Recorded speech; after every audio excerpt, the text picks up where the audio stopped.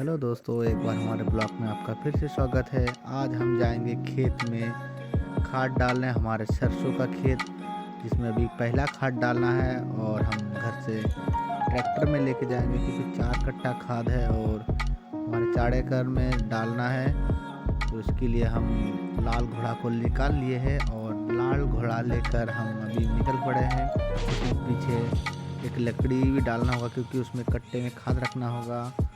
और हम लाल घोड़ा लेके पहुंच रहे हैं दुकान तक जहां से हमें खाद लेना है।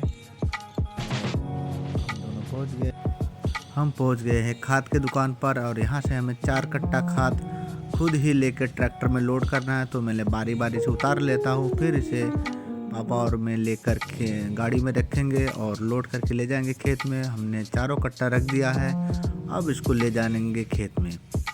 तो दोस्तों फिर चलते खेत की तरफ। और यहाँ पर हम खेत में पहुँच गए हैं और एक बार फिर से इसको उतार लेना है क्योंकि हमारा 2 खेत है। यहाँ पे पहले हम 3 कट्टा डालेंगे और 1 कट्टा और आगे डालेंगे। इसके लिए हमने 2 कट्टा यहाँ उतार लिया है। सब एक बार में नहीं उतारेंगे क्योंकि खोल कर रखने से कहीं गिर गया तो बिखर जाएगा सारा खाद। तो मैंने 2 कट्टा उतार लिया है। 2 कट्टा उतारने के बाद घर से एक ब्लेड भी लाए थे कि ताकि जल्दी कट्टा खुल जाए, क्योंकि इसमें पता नहीं चलता कि किस तरफ से कट्टा खुलेगा। लेकिन इस बार मैंने कट्टा खोल ही लिया है। दोनों तरीके से बार बार प्रयास कर रहा था मैं, लेकिन अटक रहा था बार बार और हमारा कट्टा खुल गया है। यूरिया खाद आज हम डालेंगे। ये देखिए सफ़ेद सफ़ेद दाना यूरिया। लाई में ज़्यादा यूरिया डालने से इसका ग्रोथ काफ़ी लंबा बढ़ता है। तो हम दोनों फटाफट पापा और मैं फटाफट शुरू हो गए हैं खाद डालने के लिए, क्योंकि शाम होने को गया है। इस खेत में भी डालना है और आगे भी एक खेत है उसमें भी डालना है। तो हम दोनों फटाफट खाद डाल लेते हैं।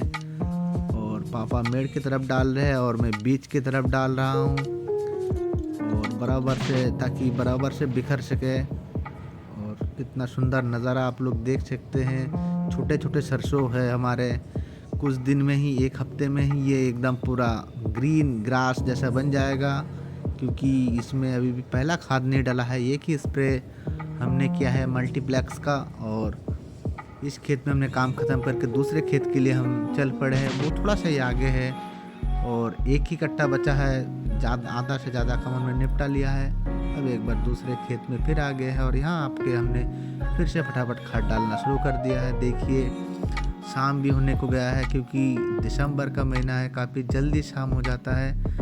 5 साढ़े 5 बजे तक अंधेरा छा जाता है, इसलिए हम फटाफट खाद डाल रहे हैं। और खाद डाल के आज हमें एक शादी में भी जाना है, तो इसके लिए हम फटाफट खाद डाल लेते हैं।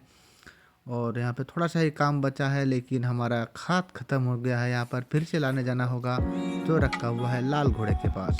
और एक बार जाके हम दोनों पापा और मैं फिर से खाद भर लेते हैं अपने झोले में। ये जो झोला है हाथ से ही बनाते हैं और इसमें कंधे में लटका के ले जाते हैं इसको। और इस बार फिर से हमने खाद फिर से भर लिया है दोनों ही झोले में। और खाद लेके पापा और मैं फिर से एक बार खेत की तरफ चल देते हैं। अब 2 ही चक्कर रह गया है, थोड़ा सा ही खाद रह गया, इसलिए लास्ट में थोड़ा थोड़ा खाद लेके हम फिर से खेत की तरफ चल देते हैं, क्योंकि आधा से ज़्यादा काम हमारा निपट गया है इस खेत का।